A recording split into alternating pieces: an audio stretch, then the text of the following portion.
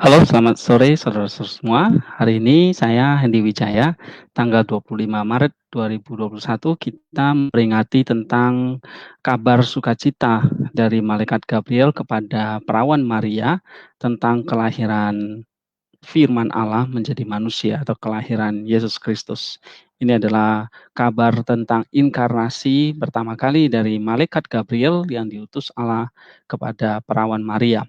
Nah, seperti apa yang diajarkan di dalam tradisi gereja dan juga dalam kitab suci seperti yang ditulis oleh Lukas pasal 1 ayat 24 sampai 38 dan apa yang kita bisa pelajari dan kemudian apa yang kita bisa uh, aplikasikan dalam iman kita ketika kita terus mengerjakan keselamatan kita, mengikuti Kristus sampai akhir hidup kita.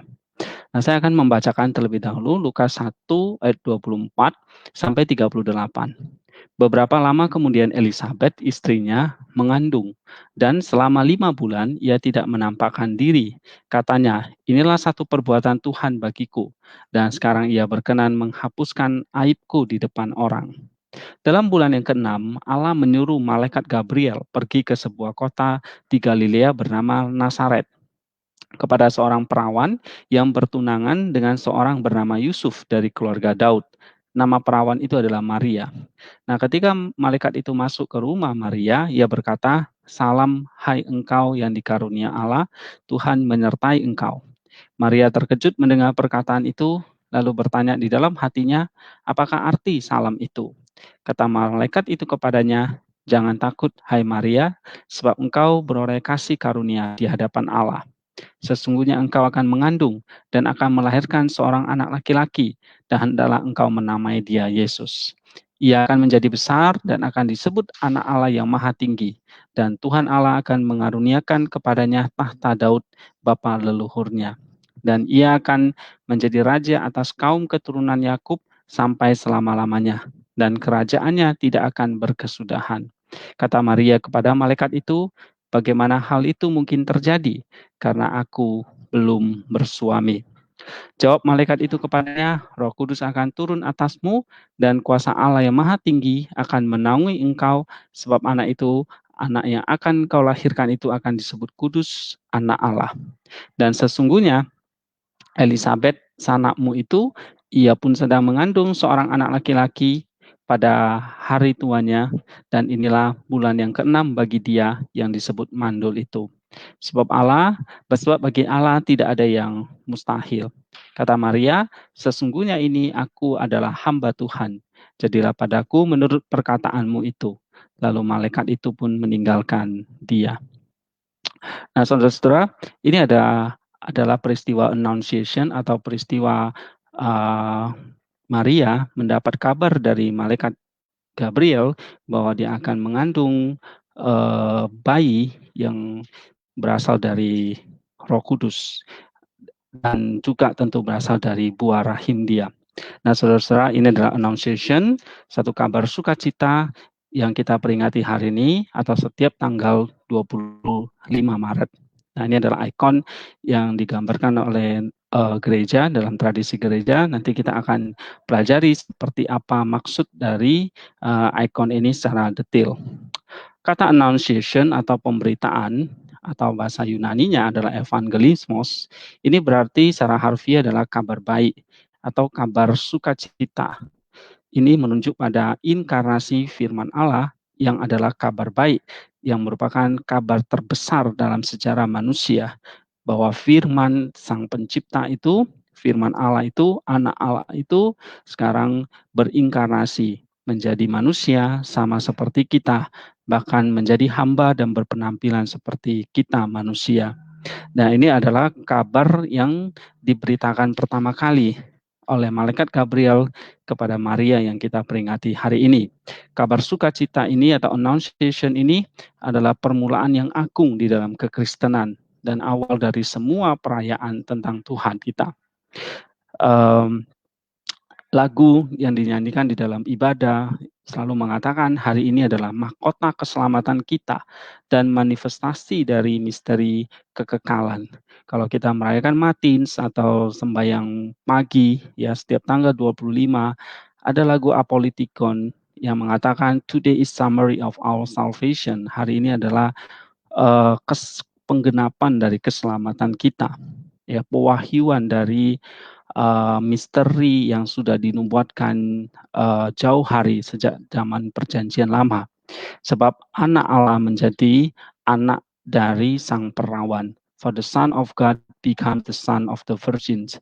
Dan malaikat Gabriel inilah yang memberitakan kabar anugerah ini. Sehingga marilah kita bersuka cita bersama dia, bersama dengan Gabriel, malaikat, dan kita berseru kepada Theotokos, yaitu Maria, bersukacitalah sebab dia penuh dengan anugerah Allah menyertai dia. Seperti yang kita baca di dalam Lukas tadi, dikatakan Roh Kudus akan turun ke atasnya, kuasa Allah yang maha tinggi akan menaungi engkau, sebab itu anak yang engkau lahirkan akan disebut kudus, anak Allah. Di situ juga dikatakan, hai Maria, engkau yang dikaruniai Tuhan, Allah menyertai engkau. Seperti kita baca dalam Lukas 1 ayat 28 tadi.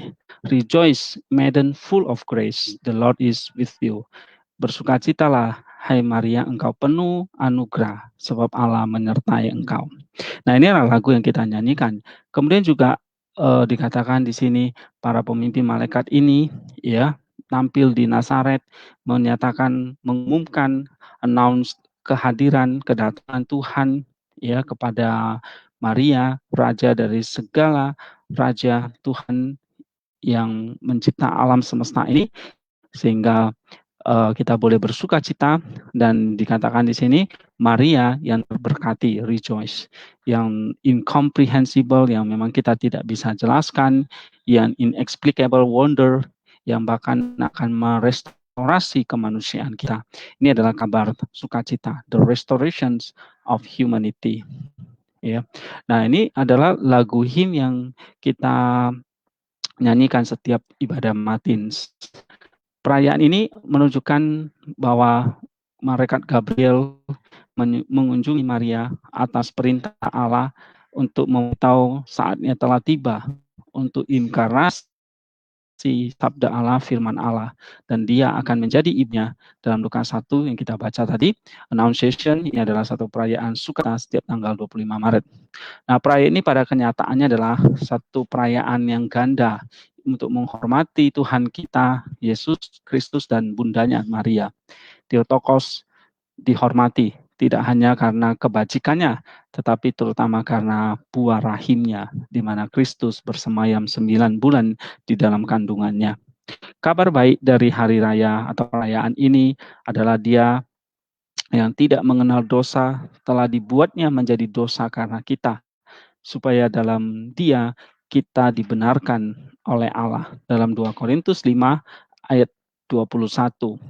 Persekutuan penuh antara Allah dan manusia kini telah mapan, sehingga dalam Kristus kita diadopsi menjadi anak-anak Allah dan bisa mengalami yang namanya pengilahian. Seperti dikatakan dalam lagu di dalam Matins tadi, ini adalah the restoration of humanity.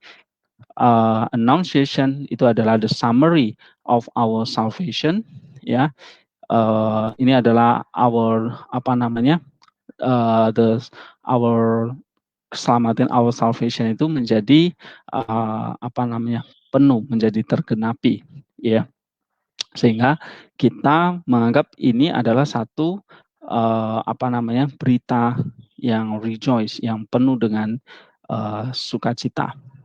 Nah, kemudian dengan kedatangan Kristus ini, dengan inkarnasi ini, maka kita diadopsi menjadi anak-anak Allah dan mengalami yang namanya pengilahian. Itulah the restorations of humanity.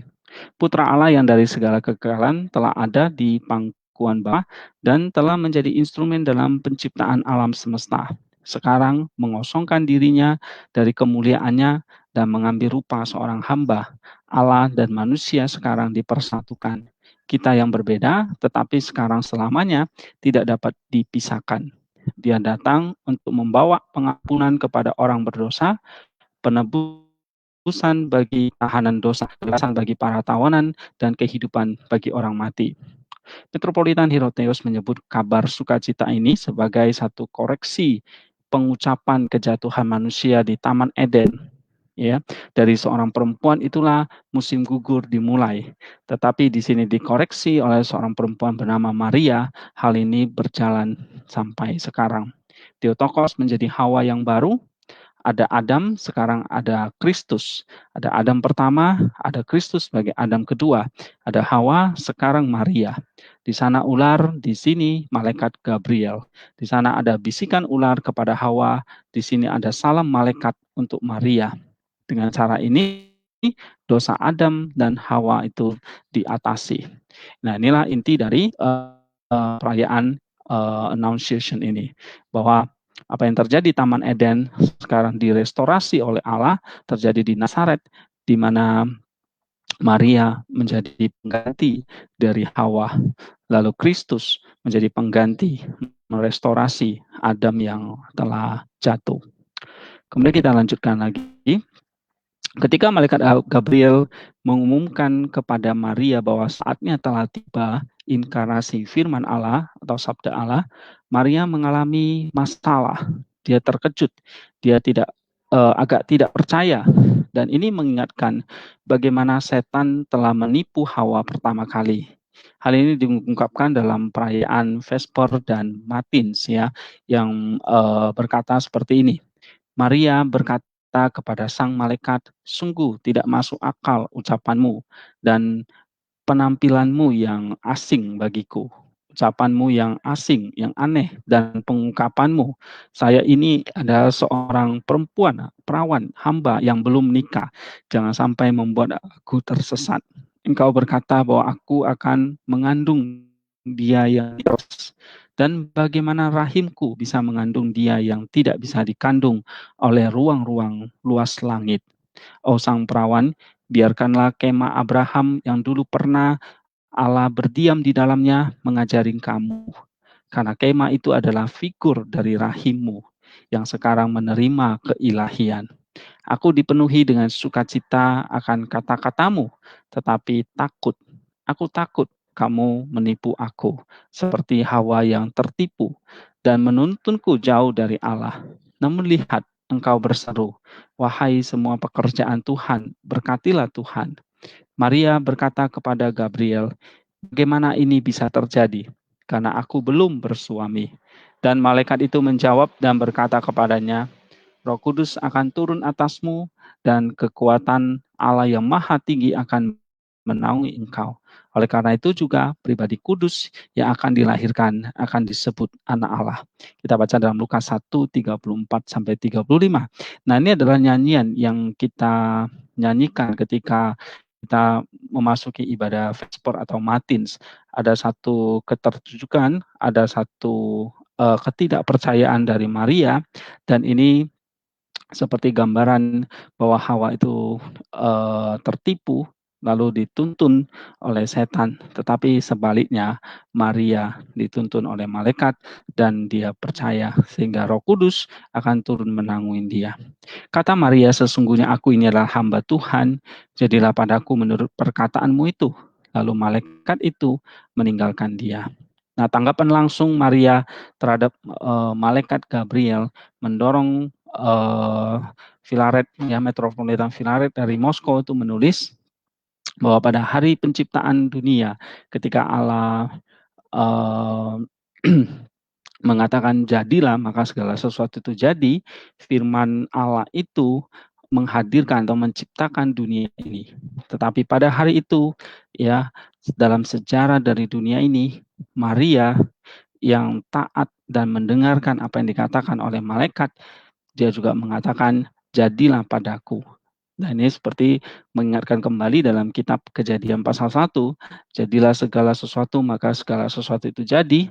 Maka Maria seperti mewakili firman itu, jadilah. Maka Maria pun mengandung bayi dari firman Allah yang berinkarnasi itu. Allah tidak memilih Maria tanpa memintanya menjadi Theotokos. Dia sangat menghormati karunia kehendak bebas yang dia berikan kepada kita. Tetapi setelah Maria mendengar kata-kata, "Jadilah itu, biarlah itu dilakukan kepadaku menurut kata-katamu," maka malaikat Gabriel memanggilnya, "Hai Maria, salam Maria yang penuh rahmat, penuh kasih karunia." Pada saat itu Maria dibersihkan dari segala dosa leluhur, dari dosa-dosa dia. Dan firman Allah itu pun dikandung di dalam rahimnya. Ini adalah satu perkataan luar biasa. Jadilah padaku menurut perkataanmu itu. Ini adalah satu seperti firman yang akan tercipta di dalam rahimnya, bahwa eh, inkarnasi firman Allah yang tanpa batas itu sekarang dikandung di dalam rahimnya. Nah, jadilah biarlah itu padaku menurut kata-katamu. Ini membuat dia penuh dengan anugerah, dibersihkan dari segala dosa, dan dikandung dan mengandung firman Allah itu. Inkarnasi bukan hanya karya Allah dengan kuasanya oleh rohnya, tetapi juga ini adalah karya kehendak bebas dan iman dari sang perawan, yaitu Maria. Ini adalah sinergi antara kuasa Roh Kudus dengan kuasa iman dari Maria. Tanpa persetujuan dari Maria, tanpa persetujuan dari imannya, kehendak bebasnya, maka itu tidak bisa direalisasikan. Tidak ada inkarnasi yang terjadi, sehingga tidak ada keselamatan yang diberikan kepada manusia. Nah, saudara-saudara, Maria dengan sukarela bukan hanya sekadar dipinjam buah rahimnya, tetapi ini menunjukkan bagaimana dia juga menjadi bundanya Allah, menunjukkan bahwa Kristus mengambil kedagingan dia, sehingga dengan kedagingan yang dia terima dari Maria itu, maka kemanusiaan kita atau kedagingan kita itu bisa direstorasi. Hanya setelah menginstruksikan dan membujuknya bahwa Tuhan meminjam dagingnya, Maria dengan sukarela meminjamkannya. Sama seperti Kristus menjadi penjelmaan sukarela, jadi dia berharap bahwa bundanya harus menanggung dia dengan bebas, dengan persetujuan penuh darinya. Maria harus murni untuk menanggung firman Allah yang murni, yang suci. Dia harus tidak bernoda, tetapi dia dibuat tidak bernoda bukan di dalam rahim ibunya, tetapi pada saat dia menerima kabar atau hari Annunciation ini, ketika dia menyetujui permintaan dari Allah. Saat dia berkata, "Jadilah padaku menurut perkataanmu," pada saat itulah dia dibuat tidak bernoda, penuh rahmat ilahi, penuh kasih karunia, dan firman itu pun dikandung di dalam dirinya oleh Roh Kudus. Karena alasan inilah beberapa orang menyebut ikon kabar sukacita atau ikon Annunciation ini adalah ikon inkarnasi. Pada saat persetujuan Maria, Yesus dikandung dalam rahim yang baru lahir dan mulai secara fisik hadir di bumi. Inkarnasi dimulai pada hari Annunciation. 99 bulan penuh setelah peringatan 25 Maret ini, firman itu lahir pada tanggal 25 Desember. Karena alasan inilah Gabriel berkata kepada Maria setelah penerimaannya, "Bersukacitalah Maria yang penuh rahmat, Tuhan menyertai engkau, terberkatilah kamu di antara wanita." Dalam Lukas 1, 28 sampai 29. Origen mencatat bahwa di tempat lain di dalam kitab suci tidak ada kata-kata yang ditujukan kepada manusia. Seperti kita, Maria dilahirkan dengan dosa leluhur, dia memiliki semua konsekuensi dari kefanaan dan kematian di tubuhnya. Kata-kata Rasul Paulus jelas, semua orang telah berbuat dosa dan telah kehilangan kemuliaan Allah. Roma 3:23. Pada saat Maria setuju, dia dilepaskan dari dosa asal atau dosa leluhur. Pada saat itulah Roh Kudus mengandung firman Allah di dalam rahimnya. Pada saat inilah dia dibuat tidak bernoda, dia disebut sebagai Theotokos. Metropolitan Helios menuliskan bahwa dia adalah panagia, ya. Tidak ada Pentecost, tidak ada baptisan yang diperlukan. Apa yang para rasul alami pada hari Pentakosta ketika dia menjadi anggota dari tubuh Kristus melalui Roh Kudus, dan apa yang terjadi kepada kita semua di dalam sakramen baptisan itu terjadi kepada Maria pada hari Annunciation ini, pada hari Panagia. Jadi dia tidak mengalami Pentakos ataupun baptisan. Itu karena dia langsung dibebaskan dari segala dosa asal. Dia tidak lagi ditemukan memiliki dosa.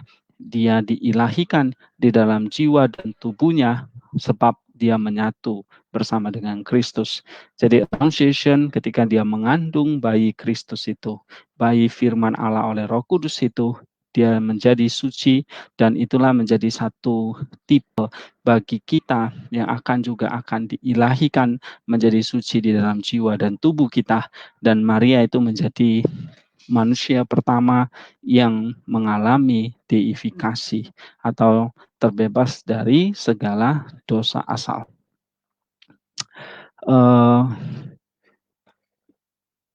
Kita lanjutkan ini tentang beberapa detail tentang ikon. Kalau kita lihat di sini, ya, ada malaikat, ada Maria, di belakangnya ada simbol bait Allah. Nah, kita jelaskan di sini di dalam versi ikon, Maria di sebelah kanan dan malaikat utama yaitu Gabriel di sebelah kiri. Bagian atas ikon memiliki pola terungkap sebagian yang merupakan simbol dari surga. Jadi ada sebuah sinar seperti ini, itu menunjukkan adalah bahwa apa yang dinyatakan oleh Gabriel itu adalah berasal dari Allah, ya, atau kehadiran Allah Bapa. Dalam kebanyakan ikon, sinar cahaya memancar dari bola ke Maria. Ini melambangkan Roh Kudus yang menaungi Maria. Seperti dalam ikon ini ada sinar yang jatuh ke dalam diri Maria. Nah, ini menandakan kehadiran atau Roh Kudus mendiami Maria sehingga dia menjadi suci. Gabriel muncul di sebelah kiri dengan sayap untuk menandakan kecepatan malaikat terbang untuk melaksanakan perintah Allah. Malaikat tidak berjalan atau berlari, tetapi mereka terbang. Dalam banyak ikon Annunciation, Maria digambarkan memegang benang yang dengannya ia menjahit kerudung untuk Maha Kudus di Bait Suci.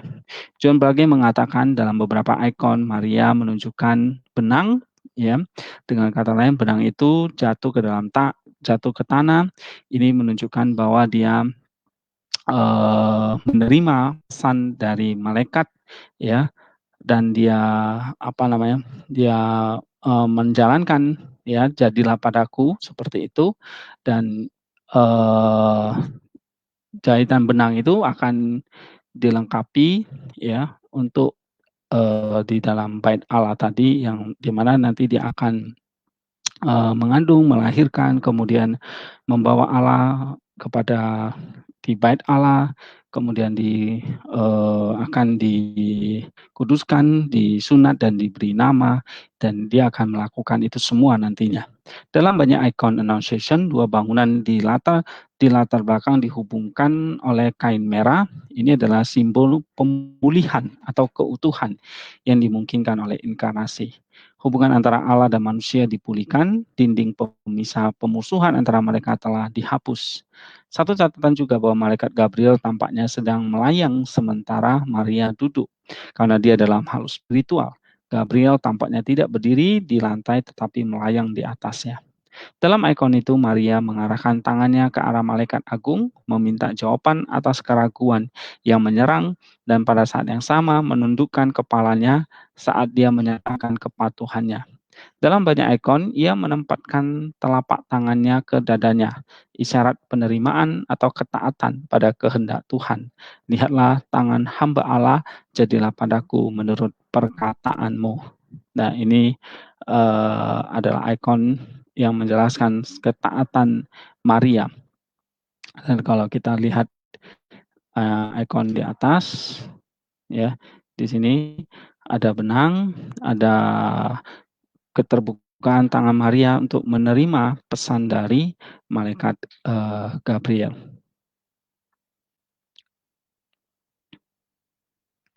Kemudian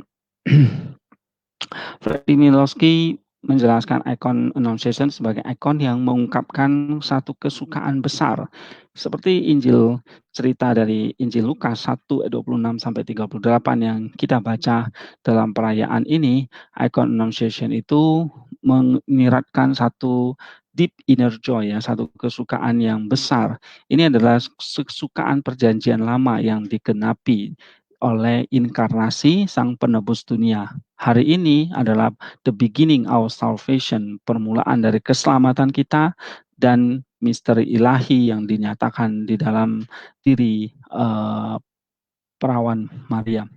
Kemudian anak Allah menjadi anak Maria dan Gabriel mengumumkan hal ini, dan dia katakan, marilah kita berseru bersama dengan Bunda Allah, dikatakan, engkau yang penuh kasih karunia, Allah menyertai engkau.